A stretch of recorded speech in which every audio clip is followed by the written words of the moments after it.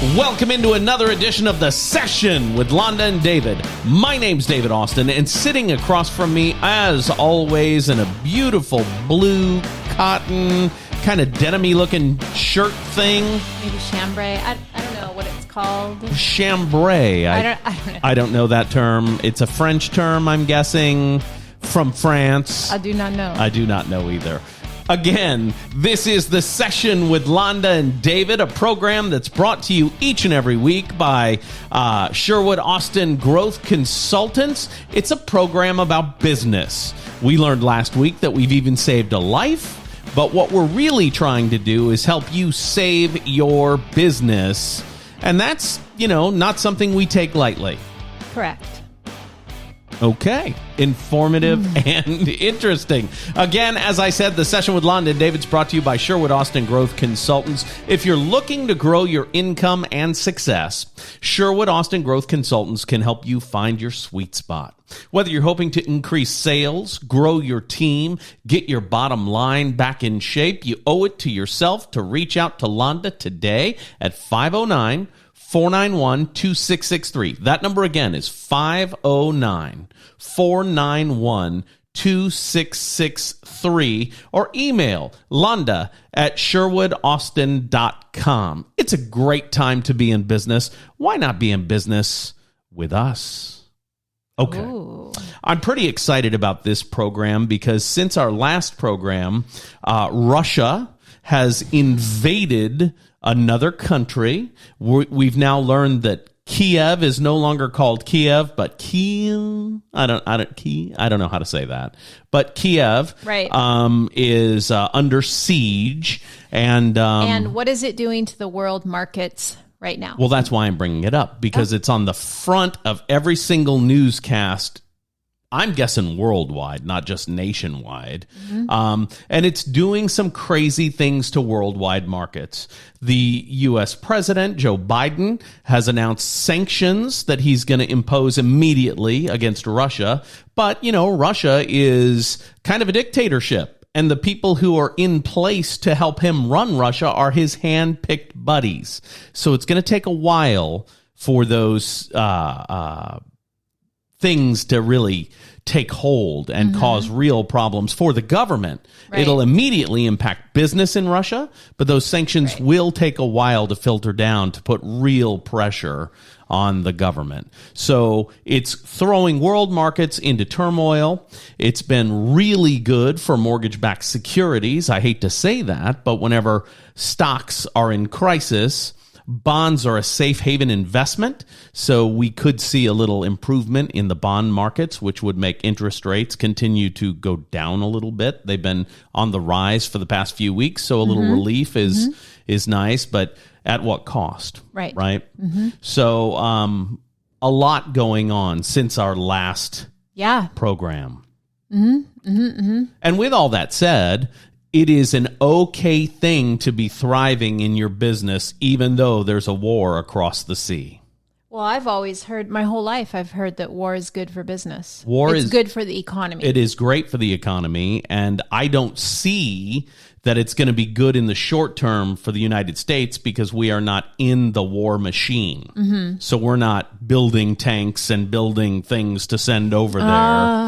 You see what I mean? That's why my grandpa always said that. It's good for the economy. Well, and if you look at the economy, it has improved the economy every time there's been a major war. Every single time.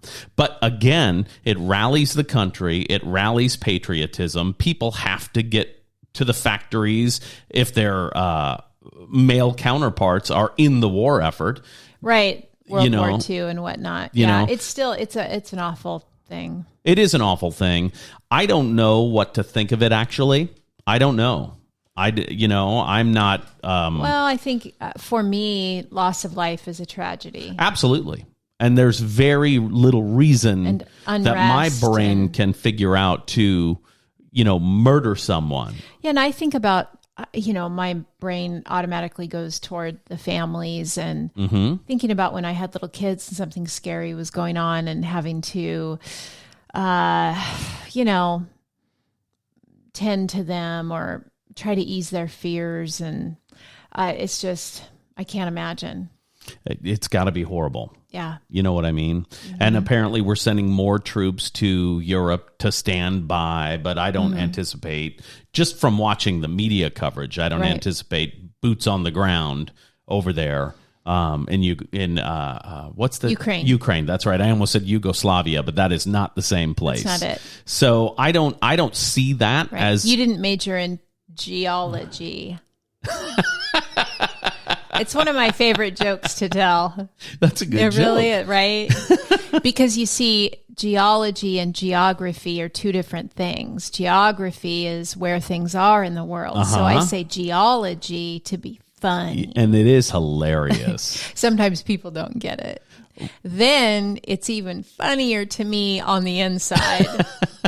Which is terrible, probably. But, it's elitist humor. It's great. Oh, it's interesting because, we talk about how to improve your customer service processes and how to improve your sales and do better in your business. And then there's this major disaster somewhere in the world. And it really takes me back. And I think, man, what am I even doing?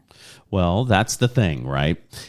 You had a social media post last week that I found very interesting. You told the story of a little kid on Christmas Day who goes downstairs and finds all kinds of horse poop under the Christmas tree. And the kid just dove right in and started digging for it. And when his dad came down and asked them, hey, Johnny, what are you doing down there? I think the punchline was, well, with all this poop on the ground, there's got to be a pony in here somewhere. Yeah. And that is exactly how you need to run your business in times of crisis. Yeah. You cannot let what's happening externally impact what's happening internally in your business. I like that. You can't. And the reason you can't is because then outside factors will determine your fate, not your productivity, not your focus, not your work product. I am the captain. That's exactly right. Yeah. I'm the captain now. Yeah. So, it's a tough time when people are taking their eye off the ball because of geopolitical situations, right? It's tough. It's one of those things, though, where this is not the time to stop what you're doing and sit around and worry. Right. Right? I mean, okay, at the risk of, getting some negative feedback on this, what's it really affecting you? How's it really affecting you directly in your life? Sure. Could you, and I'm not cold or heartless, but honestly, could you just keep your head down and keep working and keep putting one foot in front of the other? And,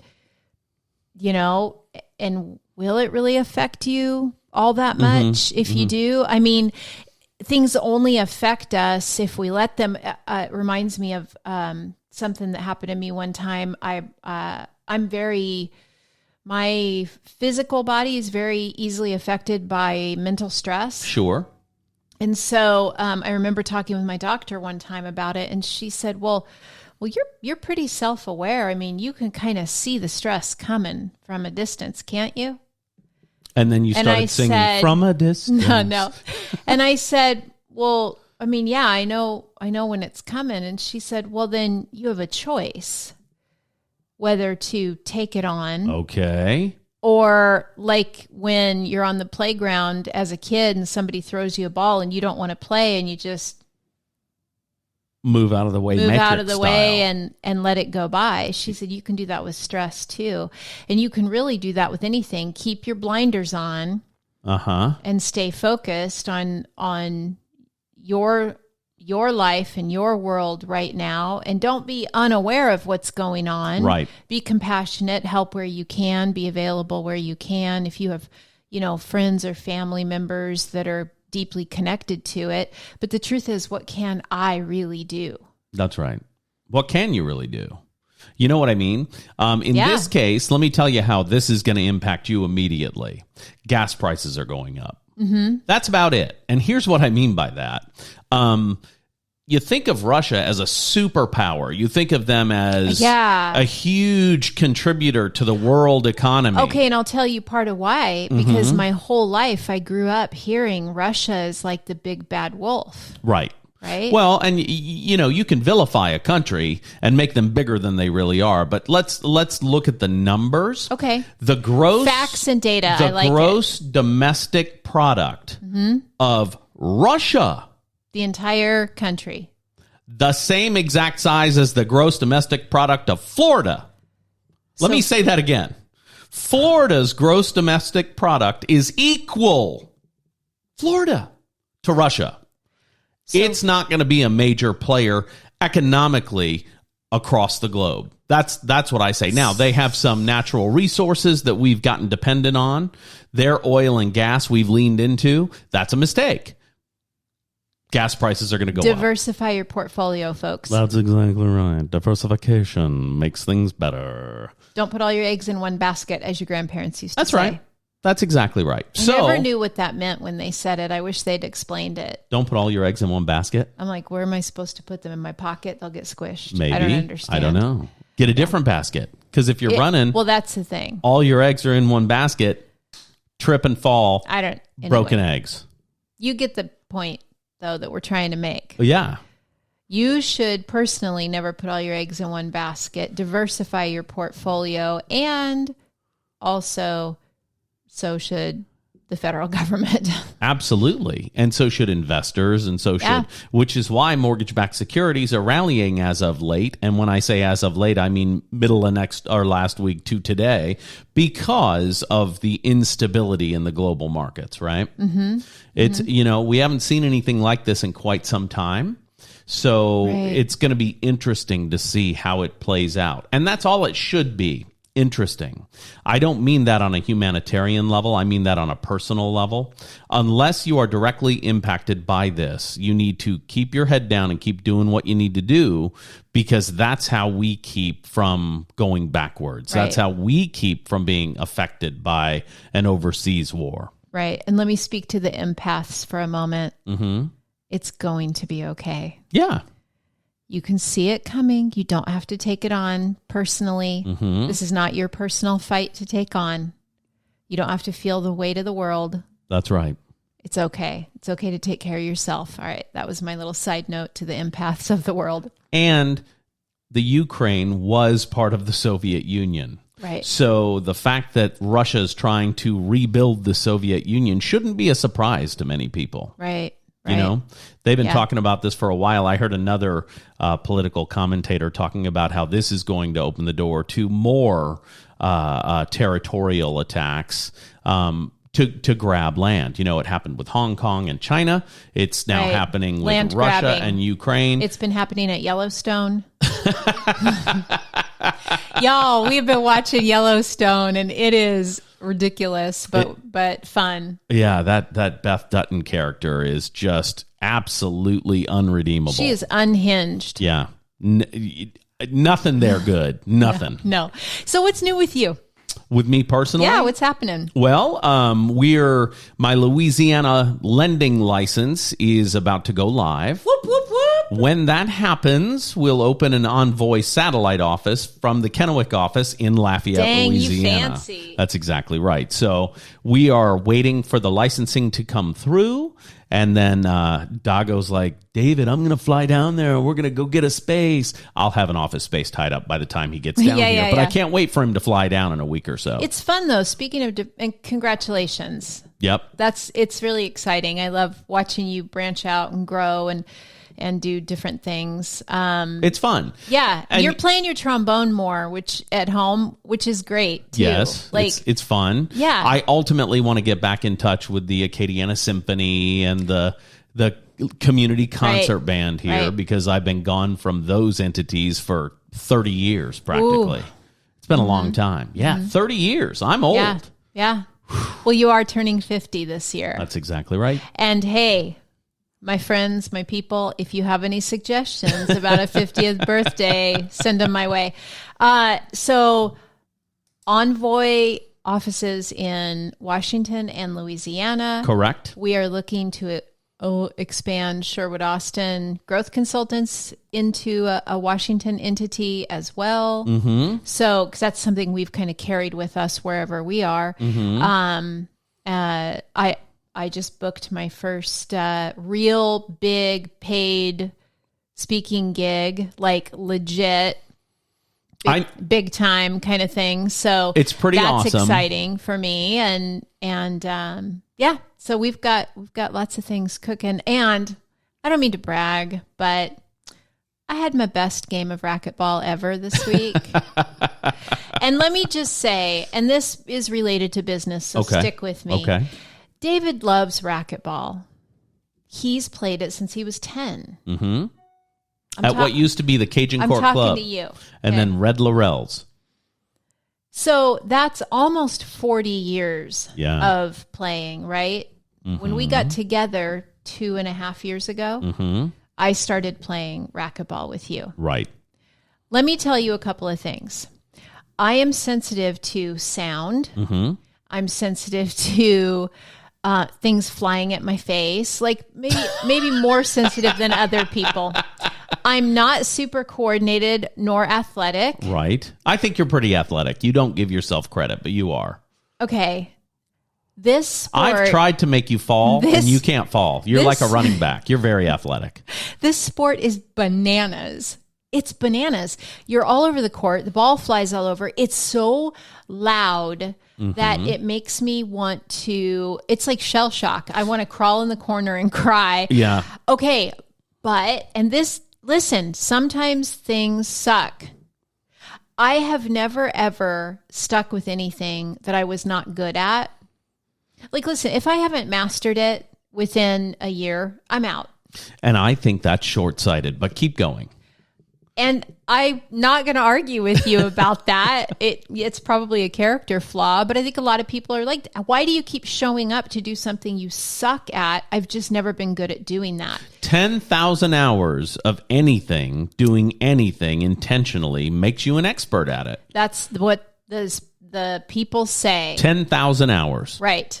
So we played a game of racquetball this last week. And when we got done, I said to you, today was the first day it was kind of fun.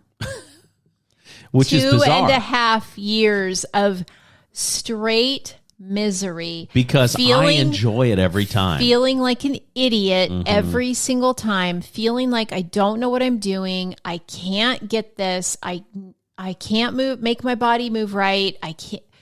I don't know where the ball's going. You're supposed to anticipate I don't know squat. Well, you're a good sport because you've come along with me and played now for the past 2.5 years, and you're getting better, and you're starting to have some real good court awareness. So that's fun. That's fun. Yeah, and a couple of times I've gotten you good. Sure. Yeah. I wish I were in a position to move around the court more, but I'm trying to keep the ball alive for you. So sometimes I just don't get there. It's true. Ugh. It's absolutely true. It wouldn't be fun if I was hitting kill shots every single shot. Well, you do that sometimes. I don't ever mean to. I try not to. That's the point. You purposefully did this last week when I got a little cocky. I think I scored my 4th point on you, and I was like strutting around the court, being cocky, and I knew it when I did it. I thought, nope, he's gonna end it right now, and you did. I didn't mean to. Seriously, I didn't. Some kind of crazy drive to the corner, almost to the floor. No, I had to hit it to the front corner away from you because I don't want to hit you with the ball, and you're doing great and taking up the middle part of the court. So I had to hit it across court shot like that. I am. And sometimes I have to, and this is true of your business too. Sometimes you have to take the wins even when you don't score. Like I missed the ball, but at least I shuffled properly instead of running foot over foot, which you're supposed to shuffle. You're not supposed to foot over foot. And so I was like, well, I missed the ball, but I shuffled, and that's got to be the win for me now. And, sometimes you have to dig really hard to find the win in your work, in your business. I was just going to say, so how do we turn this into a business relevant conversation? I've been connecting the dots the entire conversation. I don't know where you've been. And I'm emotionally in the conversation where you're talking about how you're not good at racquetball. I suck, but I'm still in it because You like to do that. And it's kind of like staying in a job that you hate because you have to put food on the table for your family and you don't know what else to do right now. Yeah, I'm serious. I don't think doing something nice for your partner is anything like staying in a job you hate. Well, I'm telling you right now, you haven't lived inside my head playing racquetball for the last 2.5 years because there's a lot of similarities. That's horrible. I'm sorry for your life choices. Wow. I just kept thinking, I'll get it. I don't know if I'll ever get it, but at least I show up, right? You are getting it, and we are having fun. And at every racquetball appointment, we laugh. We do. And play. So I don't know what's horrible about it. We do laugh and play, and every single I shame time. spiral. Yeah, it's great. It's great. Hey, I have a question of the week. Okay. You ready? Yep. Because I think it'll spark some more conversation okay. too. Let's go. How do I know when I'm ready to launch my own business? Well, that's great. I have an answer, and it's based on my And I have an answer. youth in radio. So let's hear your answer first, and then I'll tell you what is ingrained in me. I think that when you have done two things, you're ready. When you have replaced your income with your side hustle, whatever it is, let's say, because that's, how I think. If you want to start something, I'm thinking entrepreneurial. You want to start something of your own. Right. You've got a 9 to 5. Do the thing of your own on your off hours. Right. At work, right? And when you replace your work income with your side hustle income, that's one time that oh, it might be time to do this permanently. The other thing is you better have some operating capital in the bank. Okay. That makes sense. And you can decide what number you're comfortable with, Sure.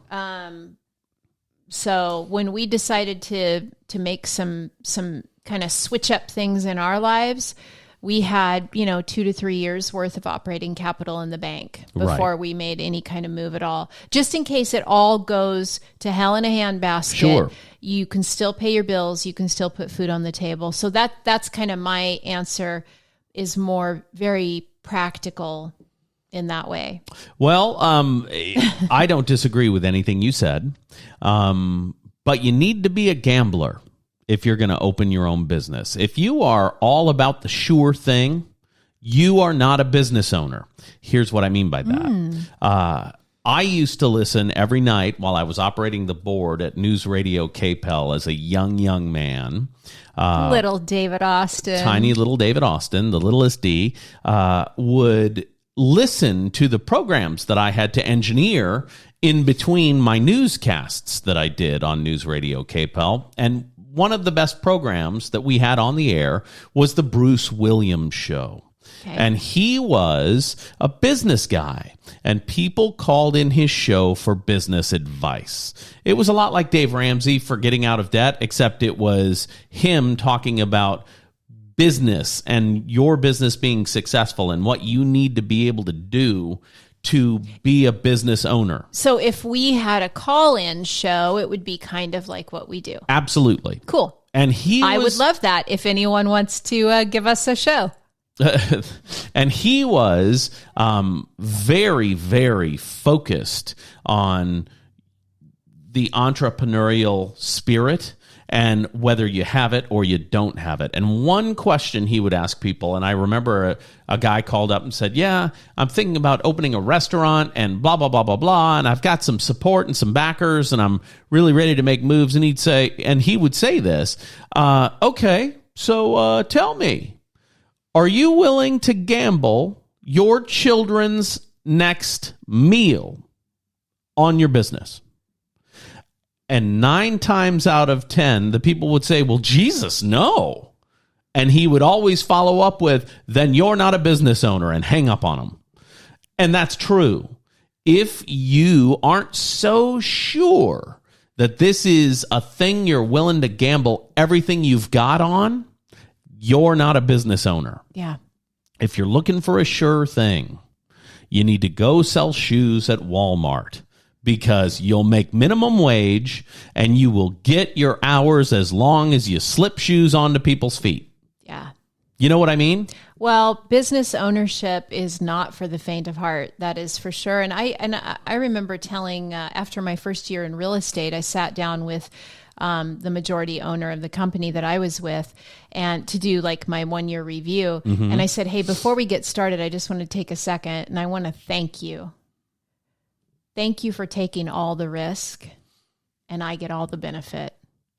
Because as the business owner, they take 100% of the risk. All I have to do is show up and I got 100% of the benefit. And I was ever so grateful for that opportunity. I like the way you say that. You got 70% of the benefit. They got 30% of the benefit, right? Well, until I hit a certain, right. It's real estate. Yeah. There's commission splits. That's how it goes. That's right.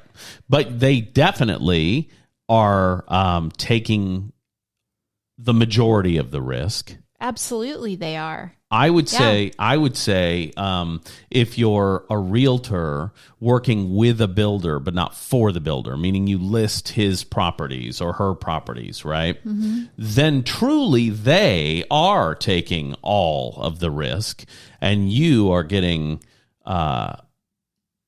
only the upside. I'll never forget. Well, I felt exactly that way. Yeah. I was getting only the upside in my mind, and I don't think there's anything wrong There's with nothing that. wrong with that, but what I'm saying is you were paying for that honor. 30% of your commissions until you hit a certain level is what you were paying for that. The risk was the mortgage on the building, the cost of the E&O insurance, the cost to keep the lights on, the cost of the coffee in the place, the copier. I think it's a very light risk if you work with people who are business-minded growers. And you are unique. You're a business-minded grower. You were there to make money and be in a profession. You weren't there to have somebody to hang out with on Tuesdays for lunch. You didn't have a safety net. You were working to make sure you had retirement income and you had a goal. And that kind of motivation is unusual. Do you see what I mean? Mm-hmm. So yeah, I think you were all in. I think you would have gambled your children's next meal on the gig because you had no other choice. Right. And that's pretty exciting. Well, I gambled my future. Tell me more about that. What does that mean? That's what I was gambling. I had no financial future without making that a success.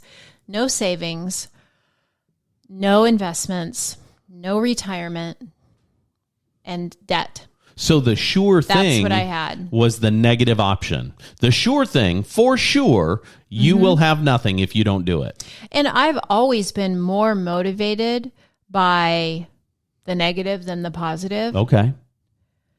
And that's, I don't know if that's personality or if that's what, but I always think one of the best places to be in it when you're starting something is I got to make this work or fill in the blank disaster. Sure. Well, and that's something that is definitely a motivator, right? Yeah. Desperation is a great motivator. Right. Right. Certainty, in my opinion, is the best motivator. I am certain that whatever I do, I will be the best at, and I will solve any problems that come my way. I'm certain. Force of nature mentality. And you kind of have to be that when you're a lender because all kinds of curveballs are thrown at you on transactions. Mm-hmm. You know what I mean? I do. I mean, I knew the only thing I remember going to my first few appointments with potential clients, and I'd give my little presentation that I'd learned, and I'd say, "Okay, let's talk about the elephant in the room." And they'd say, "Okay," because these were people I knew, right? They weren't strangers. Mm-hmm. If they were strangers, I didn't do this. Because what they don't know, okay, But I'd say, let's talk about the elephant in the room. And they'd say, oh, okay, I'm new, right? I haven't done this before. Mm-hmm. So what are your concerns around that? Do you have any concerns around that? And we would just have a conversation about it, And luckily, the way that real estate in Washington State, is run, mm-hmm. you've got to have your contracts signed off by a managing broker. Right. And so for the first 2 years, I think. And I mean, what's better than that? I've got a seasoned agent on your deal with me. That makes sense. And that's how I said that, because that's how it felt. Sure. And so, we would just talk about their concerns, and I think it's really healthy. I think that's really healthy as well. Mm-hmm. That's good. That's exciting. What are some things that you wish you'd known going into it that you didn't? And even though you were a success, you wish you'd known going in. What are some things?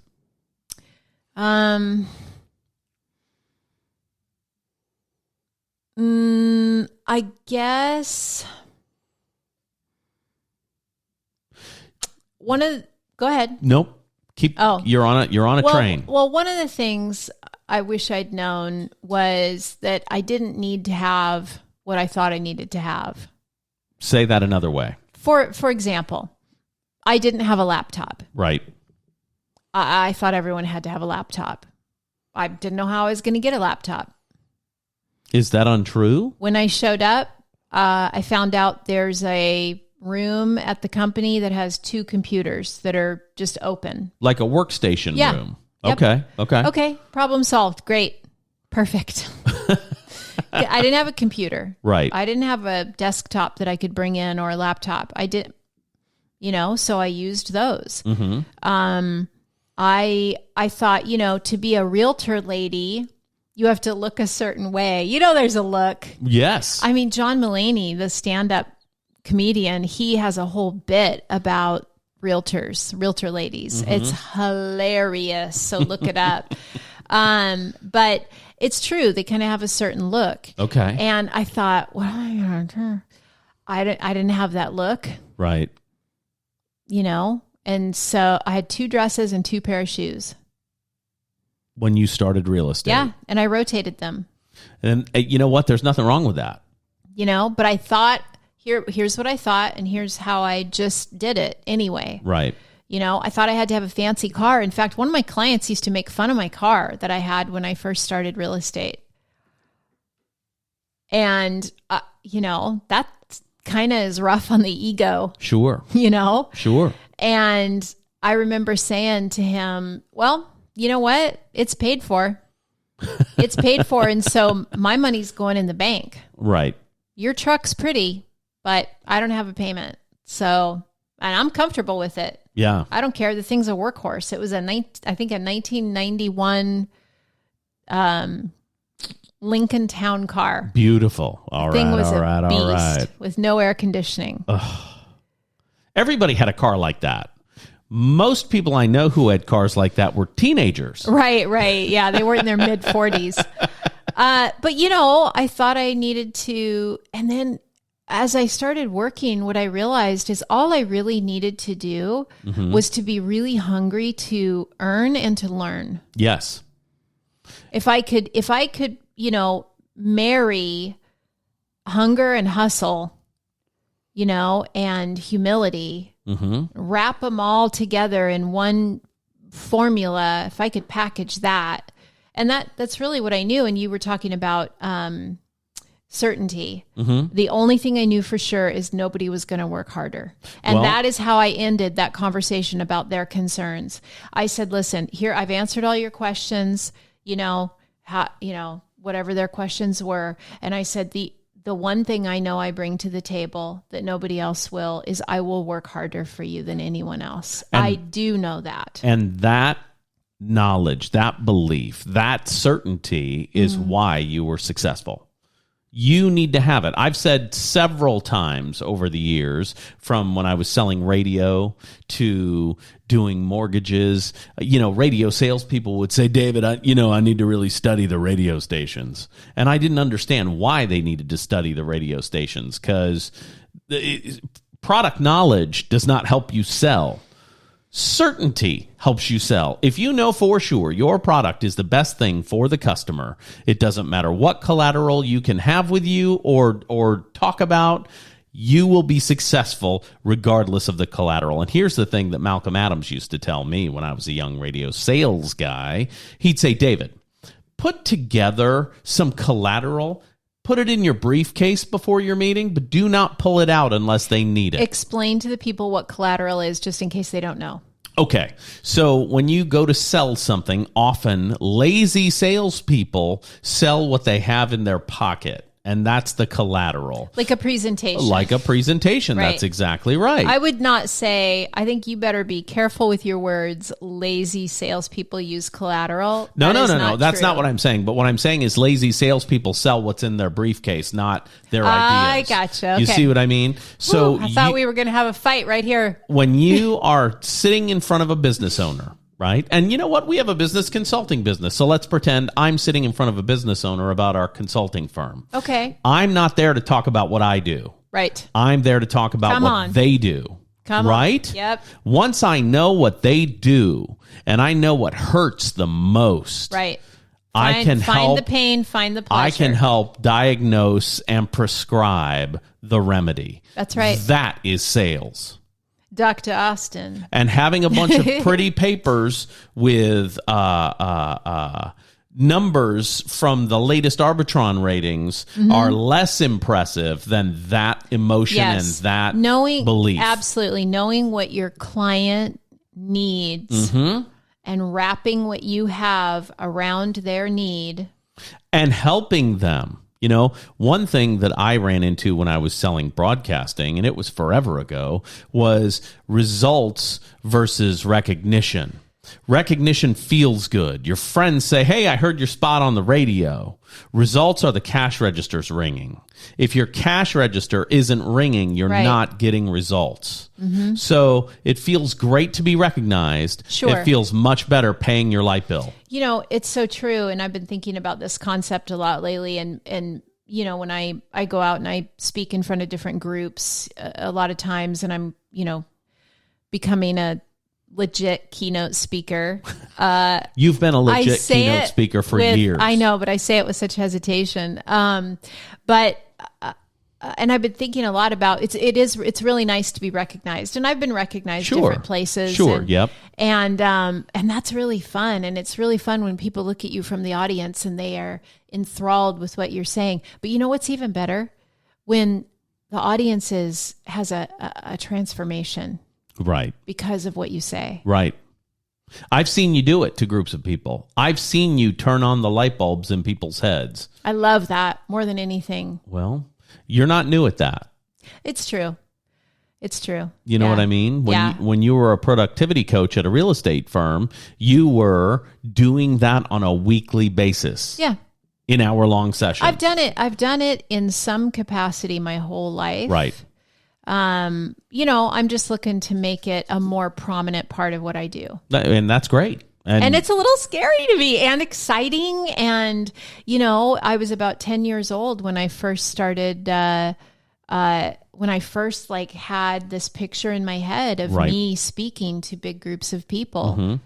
So it was pretty fun, pretty exciting. And you're great at it. And that's what I need you to understand. You're great at it. So you don't need to practice. You don't need to think about it. I feel supernatural when I'm presenting. Right. It's not hard. So. And you mean super and natural. You don't mean supernatural. I feel very natural. Okay. You're not flying around the room. You're not levitating things. Oh, God. No, not at all. No. What's one mistake in business you've made that you never want anyone else to make again? That I never want anyone else to make again, or that I don't want to make again? Well, either way, something you could share with us that, hey, don't learn from me. Don't make this mistake. That's interesting. That's an interesting question. Well, I remember the first big mistake I made in lending, and that was something I hope to never have happen again. And that was I was doing a loan on a manufactured home in a park, and it was a guideline question, and I had them pre-approved, and we were ready to go. And the loan got all the way to underwriting, and the underwriter said, "Hey, Austin, what are you trying to pull?" And I said, What do you mean? That's a scary question from an underwriter. Yes. What are you trying to pull? Yeah. Not what's going on here. That's right. Not help me understand. That's exactly right. Yeah. It was bad. It was bad. And what it had to do was, God, it was 20 years ago, bankruptcy seasoning on an FHA loan. That's what it had to do with. We were able to still close the deal. We didn't close late even.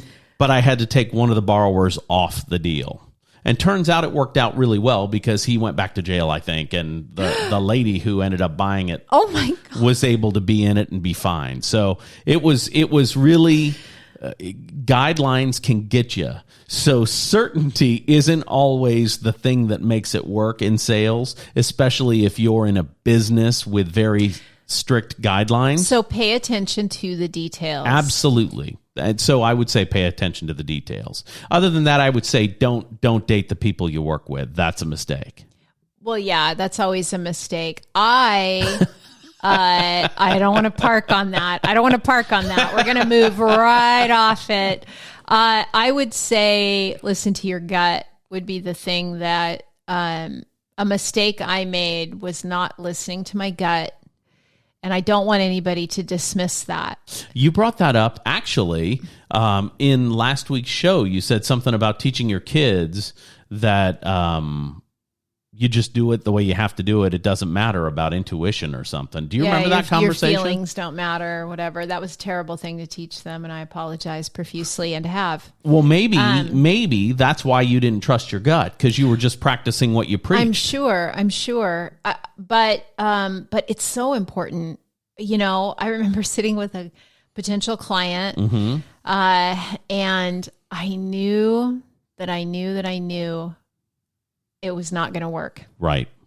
This is not going to work. Right.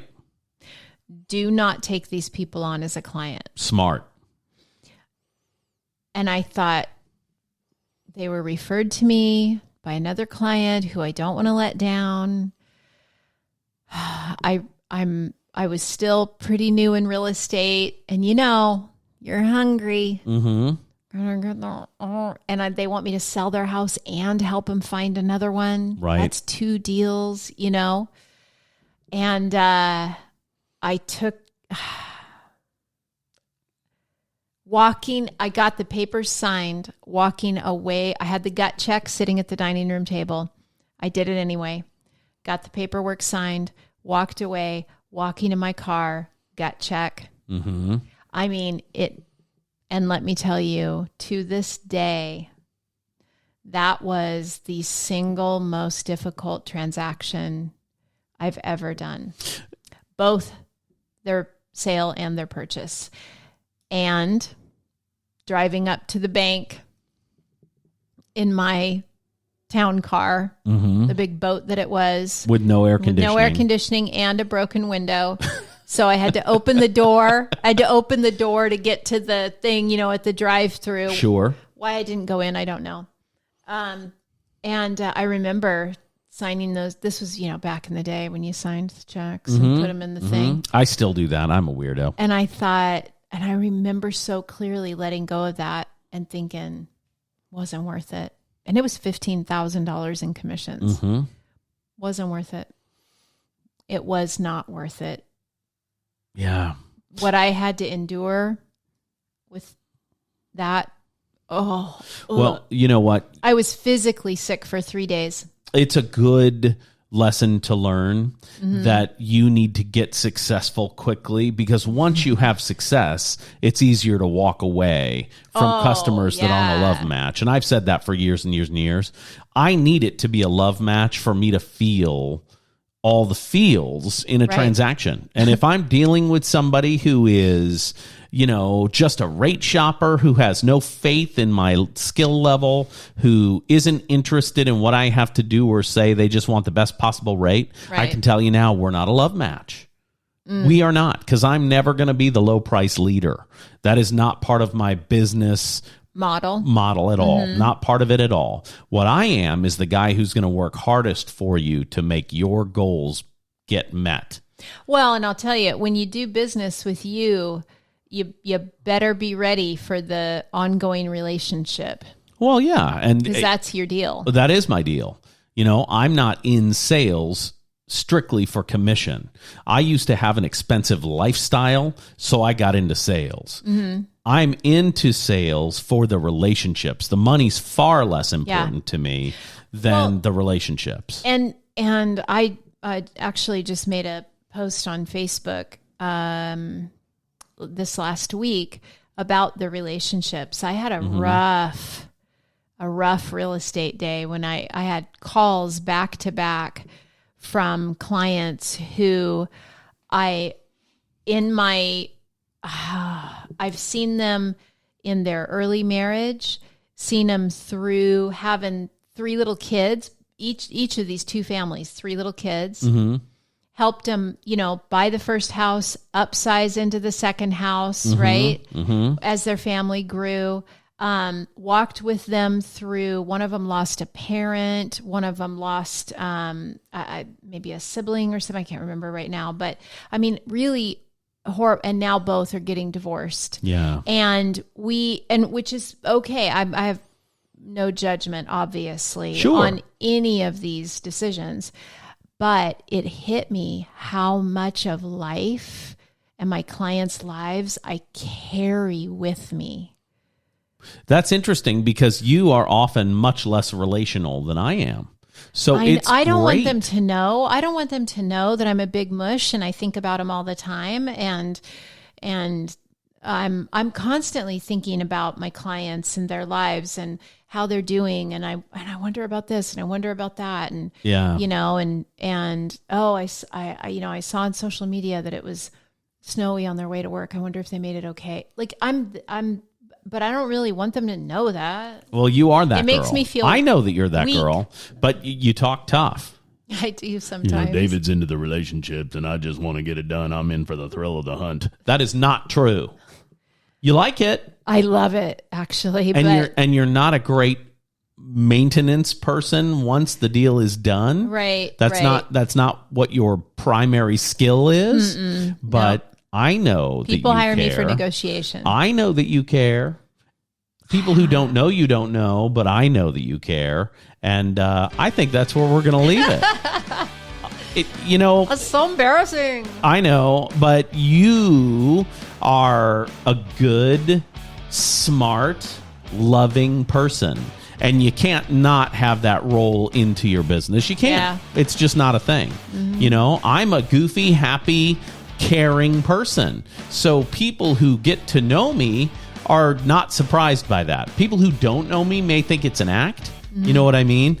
But it's not. I care. It's weird, isn't it? I care more about the customer experience than my own experience. That's bizarre and not normal. But I feel that way. Yep. Anyway, there you have it, and there it is. My name's David Austin for Londa, Joanne Sherwood Austin, and this has been another episode of The Session with Londa and David, brought to you by Sherwood Austin Growth Consultants. Call Londa today if your business needs a boost at 509-491-2663. 509-491-2663.